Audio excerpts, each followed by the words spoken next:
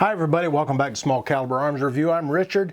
About 5 years ago, I did a video on the Marlin Model 60. It's a tube-fed semi-auto 22 rifle. And about 3 years ago, I did another video called Hazards of Buying a Used Firearm, where I showed these two these are Glenfield Model 60s. They're identical to the Marlin Model 60. The only difference in the Glenfield really is that they got this little squirrel on the buttstock here. And that's the reason I picked these up, is because, I already had a Marlin Model 60, so do I really need a Glenfield Model 60, the same gun? Yeah, I just wanted that squirrel on there. And the only reason I bought these was because I got them both pretty cheap and they both had issues with them. Now, in the video I did on the hazards of buying a used firearm, the one here with the darker colored stock had a was pretty good, but it had a broken trigger guard on it, and it still has a broken trigger guard on it. But the other one in the blonde stock had a bulge in the barrel there. So what I've done is I just swapped them over. That's all I did, because I like this blonde looking stock a little bit better. I think the squirrel and the oak leaves on the front there really show up a little bit better. These were both made in 1977, and it's pretty easy to tell by the serial number that's on there. You can do some math. From 68 to 73, I think it is, it will have the first two numbers will be the year that it was manufactured. After that, what you do is you take the first two numbers and you deduct it from 100, and that's what year it was made. So I figured that these two were both made in 1977, and yeah, they're just a Glenfield Model 60. And the only reason I decided to do the video on these guns right now is because this weekend I went to a gun show and I picked up a Glenfield Model 10. And I thought, you know what? I still have not done a video on the Glenfield Model 60s. So we're going to do a quick video on this one. I've already got it all cleaned up and swapped over. I've got all the good parts on the blonde stock, all the bad parts on the darker stock. And we're going to take a look at it real quick. I'm going to show you how this gun comes apart. It's a little bit different than the Marlin, but pretty close to the same.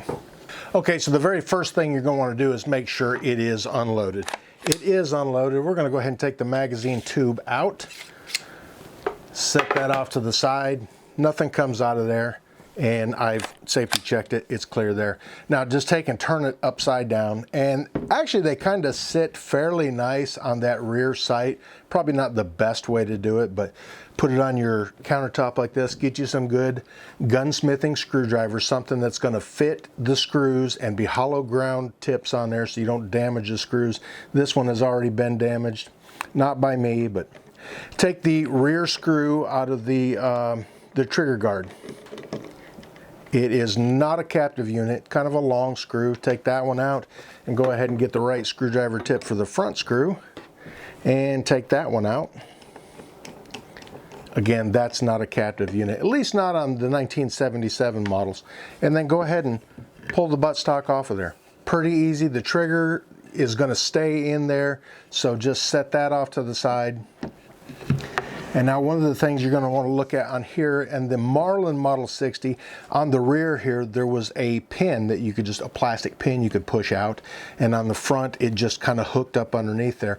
This is an older design. They've improved it since then. So what you're going to do with this is go ahead and take your, it doesn't matter, take the front screws out. There's two of them in there. There's one on each side, and they're kind of a short screw. Again, make sure you get screwdriver bits that are going to fit them properly.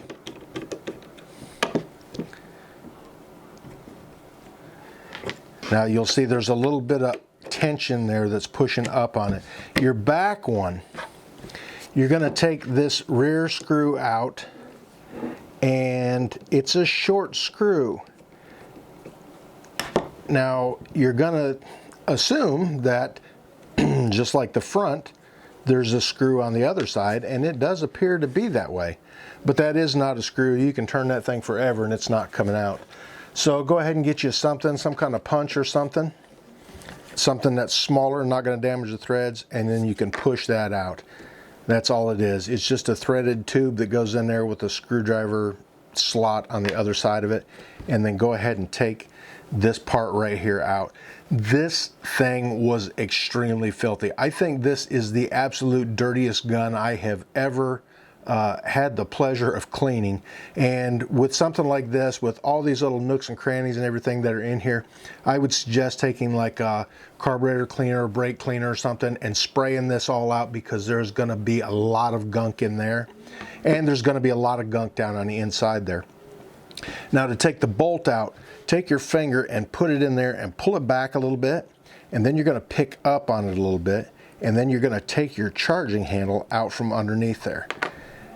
And then you're going to lift this up gently and carefully, and then it's going to go forward, and then there's your recoil spring and this little tiny guide rod that goes in there. Now, the Ruger 1022 is very similar, except that this is set off to one side. That's the thing I liked about the Marlin Model 60, and I do like about the Glenfield Model 62 also, is that this guide rod is in the center. Now, there's a hole in the top of the bolt there in the center. That's where your guide rod and spring is going to go. Now, you'll see it does not go, the guide rod doesn't go all the way in there. So what you're going to have to do is put the end of this guide rod, it's a little narrower. There's a little hole down in the back here where this is going to fit in there. You put that point right down in there and then hold it between two fingers. Hold that guide rod kind of steady there. And you're going to push this in to compress that spring and get that guide rod to go in that hole. And you want to be careful because it will want to flop that spring around.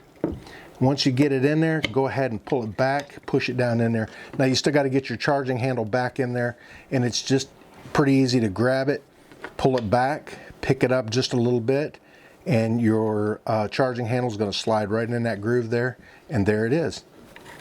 You can pull it back. You want to hold down on it because you don't want that to flop up if you do pull it back. Make sure it works there. Now we're going to take this piece, put it right back on here, lining up all your holes. This plastic bushing on here is going to slide down in there. It's going to hold everything kind of centered in there. We'll get this back in there, get it all lined up. And again, you've got that spring tension pushing up on it. So you'll want to hold that down. Take your tube piece in there, put it back in. Line it up with that hole, and it's going to take a little bit of finagling, not too much. Make sure it goes all the way in, comes out the other side, and then take your other screws, put them back in the front here. Doesn't matter which one goes on which side.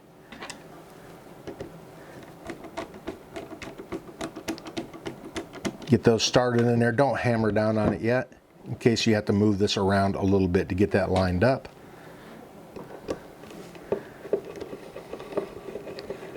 Get that one started in there, and then we can put that rear screw back in there to thread inside that little tube there. Let's get the right size bit there. A little snugging on that one. A little snugging on these other two. You do not have to hammer down on these things. They're not under that much tension or pressure or stress or anything. Get our pieces put back away. Go ahead and take and put it upside down like that again. And like I said, it sits pretty nicely on the rear sight and the front sight there. And then we can take our stock and line everything back up. Line your bolt hole there with the one up there. And it should drop right back down in there. Go ahead and put that front screw in first. I find it a little easier. There we go. Get it lined up a little bit. We'll snug that one in there some. Get the rear one started.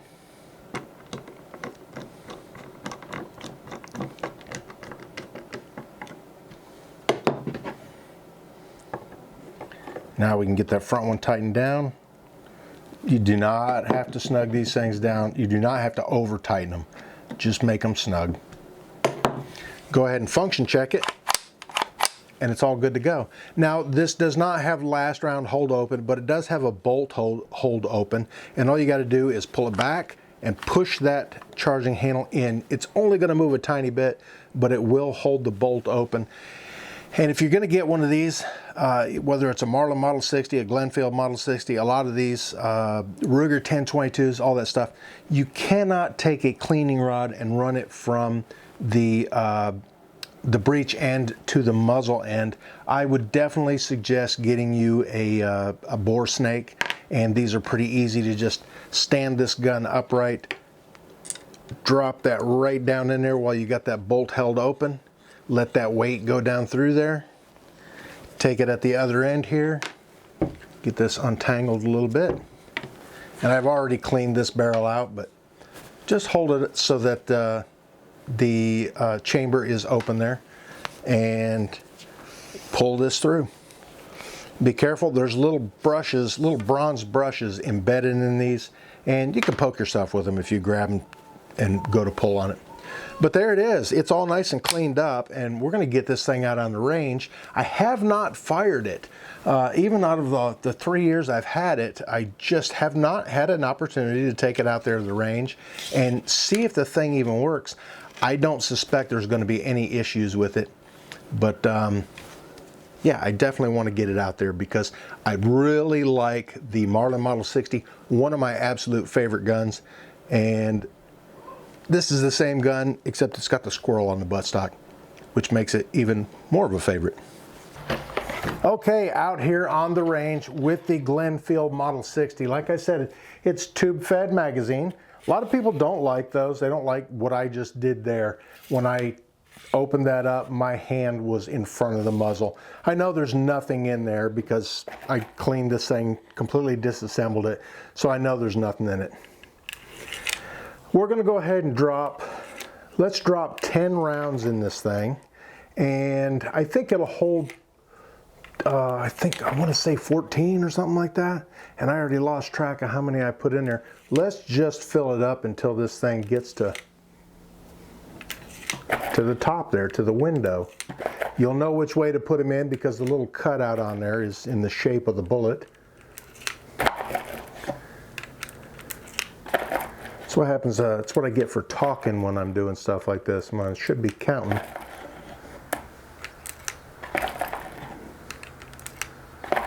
And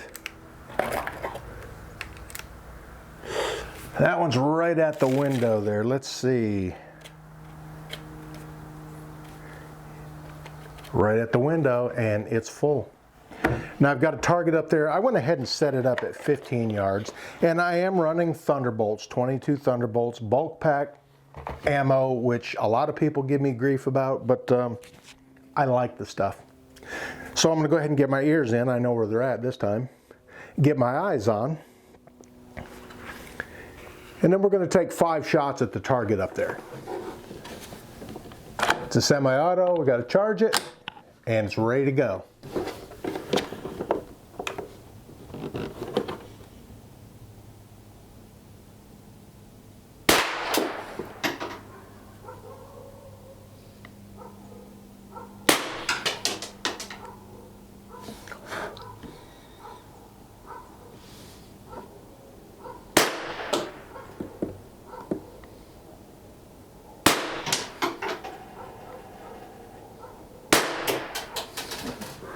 All right, there's 5 shots. We'll go ahead and put the safety on. Let's go up there and look at the target. All right, 1, 2, 3, 4, 5. I think that was my last one there. Not the greatest, but it threw me off when I took the first couple shots because I almost thought another bullet didn't come out. But that's pretty good grouping right there. And for 15 yards, normally I do it at like the 7-yard targets, but I thought I'd go ahead and do the 15 yards this time. And it does pretty good. Let's go plink with it some more.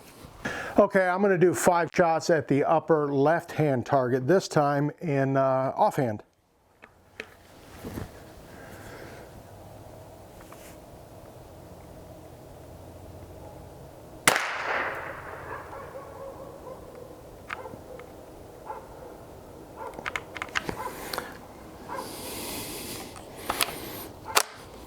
That one had a failure to feed.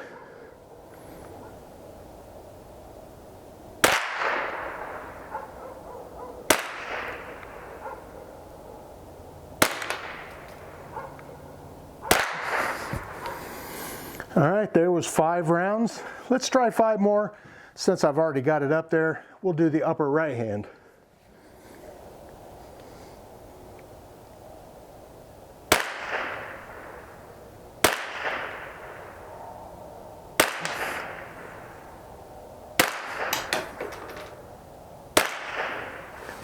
All right, there was 15 rounds.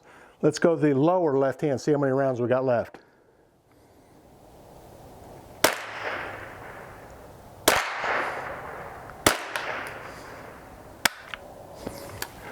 Looks like 18 rounds is what this thing held. Yep, nothing else in there. All right, I pulled another 18 rounds out of the box there. I'm gonna go ahead and get these things loaded up. And this time I counted them out before I started loading.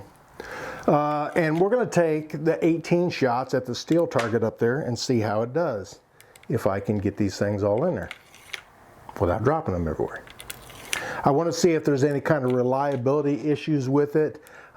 This being an older one, I don't know much about the gun, so I couldn't say, but after a good cleaning and lubing, it should be pretty good. There was one failure to feed, and not sure what caused that because it's not excessive buildup inside there.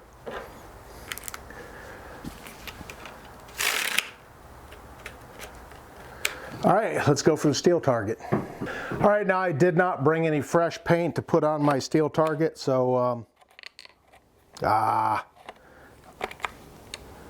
let's see here. I had one that was a failure to feed. I'm gonna go ahead and swap this one out because it hit the nose of that pretty hard. I actually took a little groove out of it there. All right, should be good to go now.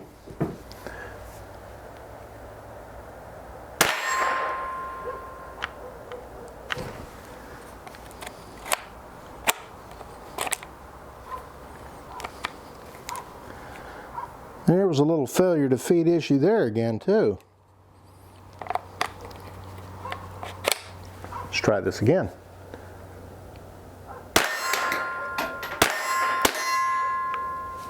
That one sounded bad. All right, I went ahead and loaded it back up with the full 18 rounds again. Let's give it a try, see if we can run flawlessly.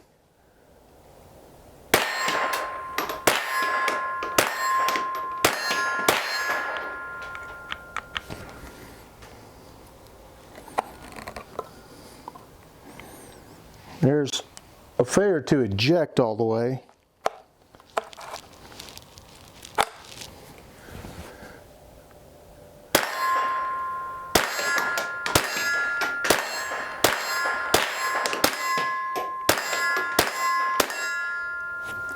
Did not like the way that one sounded. Only had 2 rounds left in there.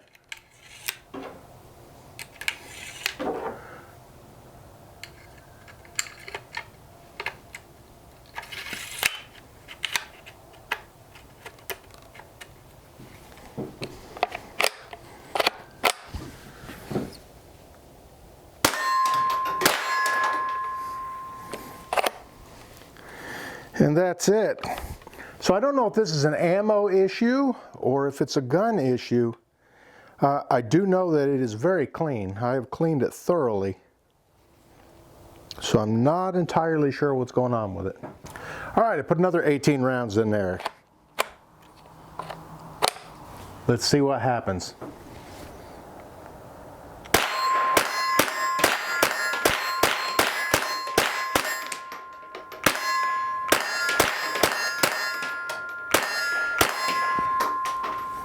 I ran all 18 just fine. A couple of them sounded a little bit funny, but I heard them hit the target there. And seemed to do all right that time. Let's try it again. All right, I got another 18 in there.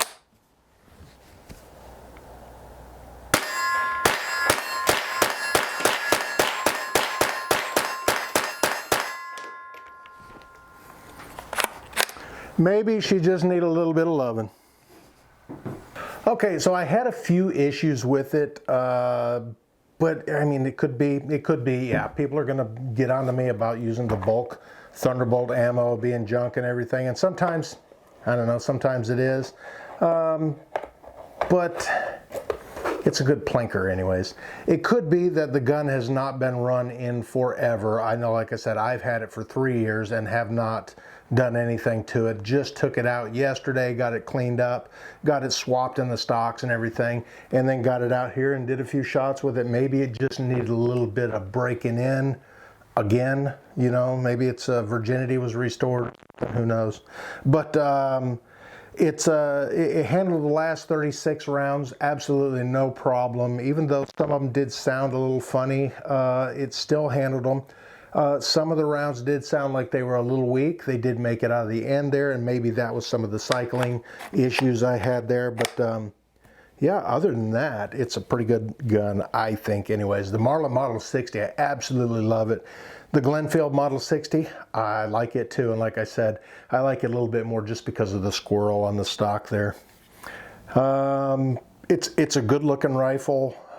The Marlin Model 60, I can't remember how many millions of those things, I think 11 million is what I said were made.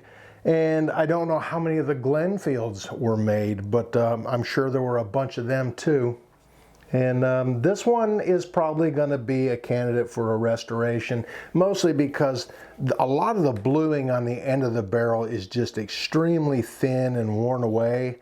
And it's mine. I don't care if it's got that original patina. That doesn't bother me if it's changed. It's not like I'm trying to pass it off as a new one or anything. I just enjoy doing it, and I enjoy the looks of them when they're done and everything. The stock itself probably doesn't need anything done to it, but the receiver is painted, and that will need a little bit of touching up. Some of that paint is nicked off of there, and like I said, refinishing the bluing on the barrel would make it look pretty good. And just need to get it out and shoot it some more as far as I can tell. Anyways, thanks for taking a look at another one of Granddad's old guns. This was Granddad's old Glenfield Model 60 from 1977. If you could, reach up here and hit this button to check out some of my other videos, and hit the little round one down here to subscribe if you haven't already. And thanks for watching Small Caliber Arms Review.